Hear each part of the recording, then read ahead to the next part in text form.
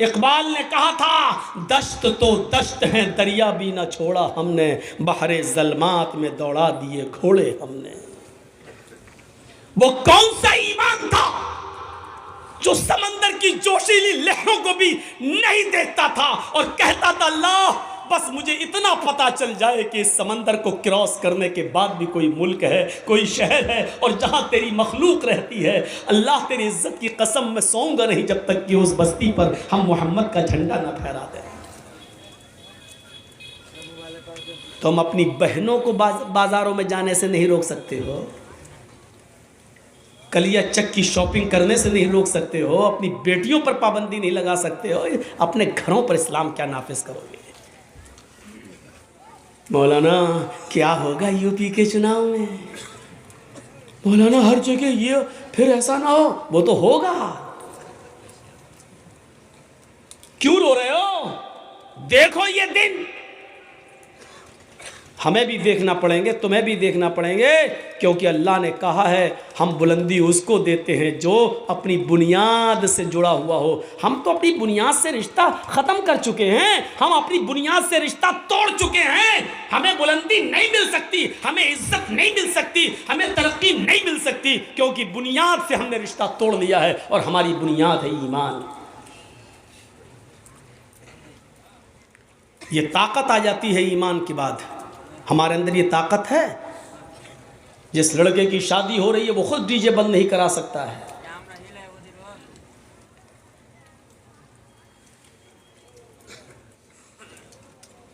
सोचिए आप,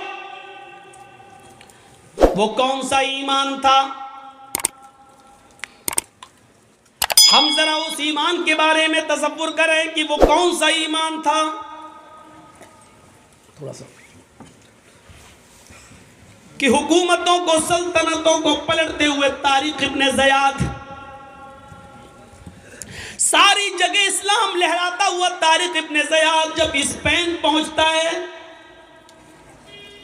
स्पेन भी अफ्रीका में है, जब स्पेन पहुंचता है तो तारिक इब्ने ज़ियाद अपने साथ जिन फौजियों को लेकर गया था, जिन कश्तियों में बैठकर सफर करते हुए जब पहुंचा था और स्पेन में पहुंच चुका तो उसने कहा सारी जगहों पर हमने इस्लाम लहरा दिया है, फहरा दिया है, इस्लाम का झंडा फहरा दिया है, मोहम्मद का दीन हर जगह पहुंच चुका है, सिर्फ स्पेन बाकी रह गया है। अब हमें स्पेन के अंदर इस्लाम का झंडा लहराना है। अब हम इस्लाम की दावत स्पेन के अंदर देने आए हैं। नौजवानों क्या मेरा साथ दोगे? तारिक इब्ने ज़ियाद की फौज ने कहा बिल्कुल, हम तो आए इसीलिए ताकि आपका साथ दें। तारिक इब्ने ज़ियाद ने कहा अगर तुम चाहते हो कि इस बस्ती में इस्लाम का झंडा लहरे, मोहम्मद का दीन तरक्की करे, तो सबसे पहले जिन कश्तियों पर तुम सवार होकर आए हो उन कश्तियों में आग लगाओ। हाय हाय, जिन नावों में, जिन कश्तियों में बैठकर तुम आए हो उन कश्तियों में तुम आग लगाओ। उन फौजियों ने कहा कि हम आग क्यों लगाएं? इस्लाम का झंडा लहराने के बाद फिर हमें अपने घर भी तो जाना है। अगर कश्तियों में आग लग गई तो हम समंदर को पार करके अपने घर कैसे जाएंगे जब कश्तियां ही नहीं रहेंगी? तारिक इब्ने ज़ियाद ने कहा पहले नाव अपनी सारी कश्तियां जलाओ। जब सारी कश्तियों में आग लगा दी गई तब तारिक इब्ने ज़ियाद ने कहा अब सुनो,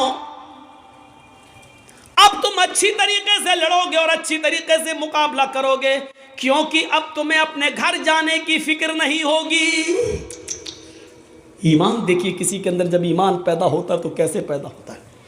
सुनो, हमने कश्तियां जला दी हैं, घर वापस जाने का सपना अब तुम्हें नहीं देखना है। अब इस स्पेन के अंदर इस्लाम का झंडा लहराना है। अब उसके दो ही रास्ते, या तो जिंदा रहना है तो मोहम्मद के दीन के लिए लड़ना है और झंडा लहराना है, और अगर ऐसा नहीं कर सके हो तो लड़ते लड़ते अपनी जान दे देना है और शहीद हो जाना है। इन दो रास्तों के अलावा हमारे पास कोई रास्ता नहीं है।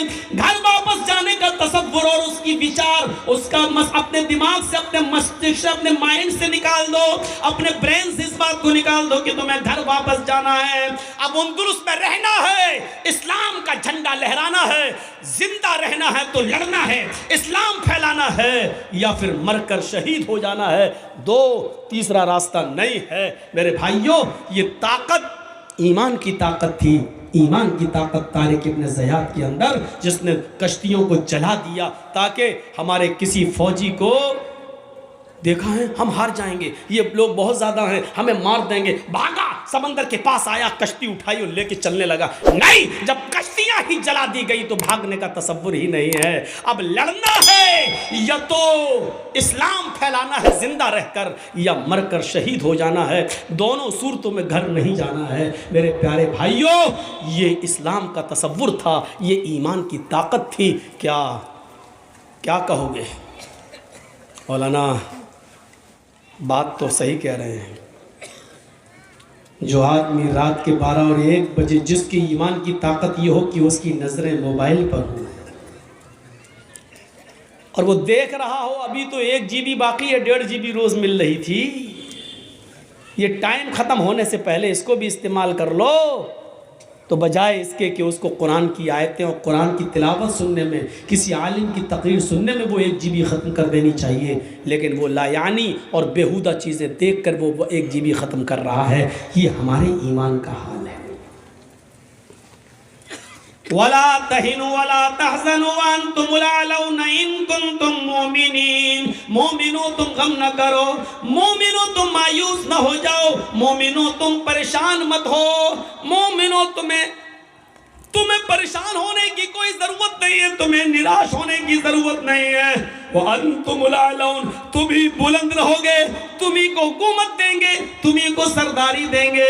शर्त यह कि पहले तुम अपने अंदर ईमान पैदा कर लो, पहले तुम अपने अंदर ईमान पैदा कर लो। वो हजरत खंसा, औरतें आई है ना, माँ बहनें, सुनो, तुम्हारी नकेल कसना ज्यादा जरूरी है। और सुनो, वो कौन सा ईमान था, वो कौन सी ताकत थी? वो खंसा जो इस्लाम लाने से बहुत बड़ी शायरा थी। पहले तो खंसा का एक मुख्तसर सा इंट्रोडक्शन करा दूं। बहुत बड़ी शायरा थी और बहुत बड़ी बिजनेसमैन थी। मक्के में जब आती थी और उकास का मेला जहाँ लगता था मक्के में, वहाँ उसका खेमा लगता था, खेमा, और उस खेमे के बाहर लिखा जाता था अरसल अरब, अरब की सबसे बड़ी शायरा, अरब की सबसे बड़ी मरसिया पढ़ने वाली खातून, इतनी काबिल औरत। लेकिन इस्लाम लाने से पहले उसकी हालत दूसरी थी।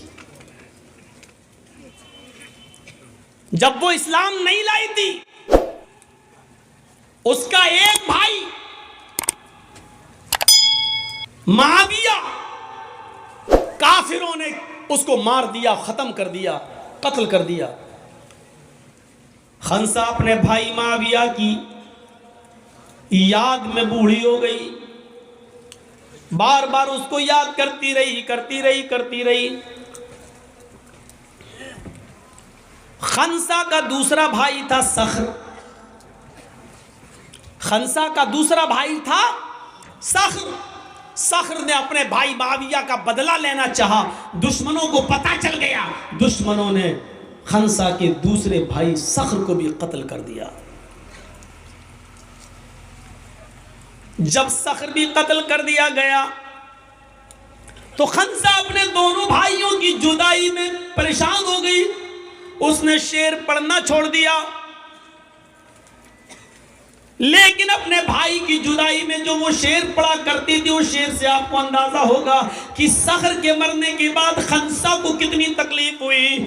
वो जब भी सूरज निकलता था और सूरज गुरूब होता था तो खंसा कहती थी, युज़क्किरुनी तुलूउ शम्सी सख्रा अज़कुरुहु लिकुल्लि गुरूबि शम्सिन। अरबी का ये शेर पढ़ा करती थी खंसा, आए सूरज तू क्यों निकलता है, आए सूरज तू क्यों तुलू होता है, आए सूरज मत निकला कर, आए सूरज तू क्यों चमकता है, तू मत चमका कर। युज़क्किरुनी तुलू शम्सी सखरा, आए सूरज जब भी तू निकलता है तो मुझे मेरे भाई सखर की याद दिला देता है, मुझे सखर की याद आ जाती है। और जब सूरज डूब जाता है, रात आ जाती है, तो खंसा कहती है अस्कुरू लिकुल्ल गुरूब शम्सिन, ऐ रात तू क्यों आती है, ऐ सूरज तू क्यों गुरूब होता है, ऐ सूरज तू क्यों छिप जाता है, ऐ अंधेरा तू क्यों आता है, ऐ रात तू क्यों आती है। जब भी तू आती है और मैं बिस्तर पर जब सोने जाती हूं तो मुझे सखर की याद आती है। समझ रहे हैं मतलब? यानी कोई दिन ऐसा नहीं जाता कि सूरज निकला हो और मैंने अपने भाई सखर को याद न किया हो, और कोई रात ऐसी नहीं कि जब मैं बिस्तर पे सोने जाती हूँ तो मुझे मेरे भाई सखर की याद ना आती हो।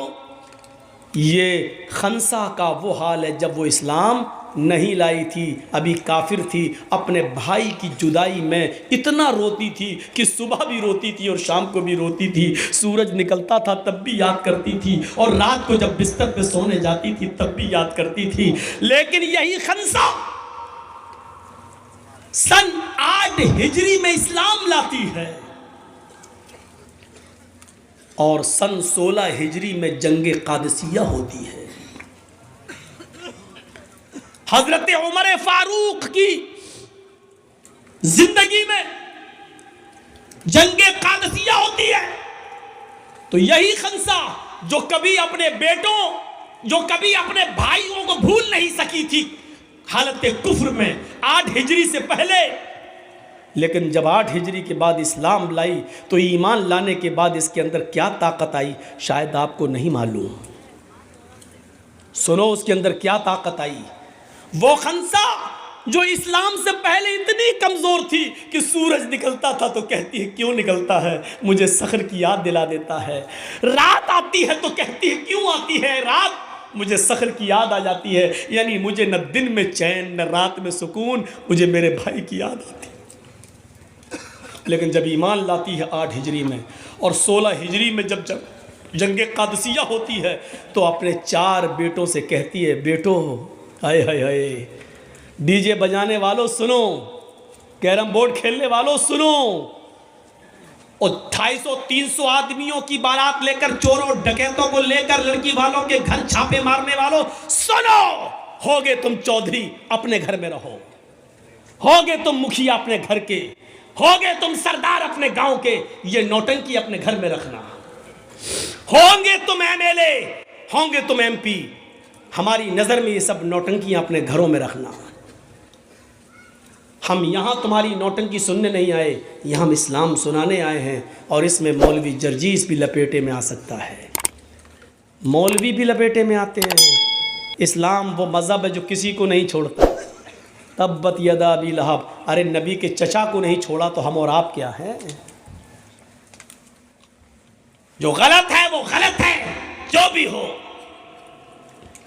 अभी कोई लड़का किसी लड़की को लेके भाग जाए, पंचायत बैठ जाएगी, सरदार जी आएंगे पंचायत करने के लिए, और दोनों तरफ की बातें सुन के क्या कहेंगे, सब 8 दिन के बाद लड़की को लेके आया तुम्हारा लड़का, चल 2 लाख रुपए लड़के वाला लड़की को देगा।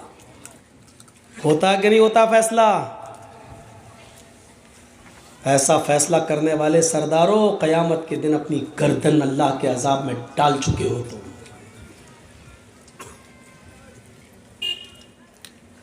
लड़का भागा तो लड़की भी तो भागी थी। फैसला करते हो लड़का देगा पैसा, लड़के का बाप देगा पैसा लड़की के बाप को। शर्म नहीं आती फैसला करने में तुम्हें? किस कानून के तहत तुमने ये फैसला किया है? ठीक है मुजरिम है तो दोनों मुजरिम है ना। अगर लड़का भगा कर ले गया है तुम्हारी बेटी को तो तुम्हारी बेटी ने भी तो भाग कर कसूर किया है। जबरदस्ती घर से खींच के तो नहीं ले गया था वो, तूने भी तो मोबाइल दिया था अपनी बेटी को, व्हाट्सएप पे बात हुई होगी, कलिया चक चौरंगी में मिलेंगे, चलो आ जाना।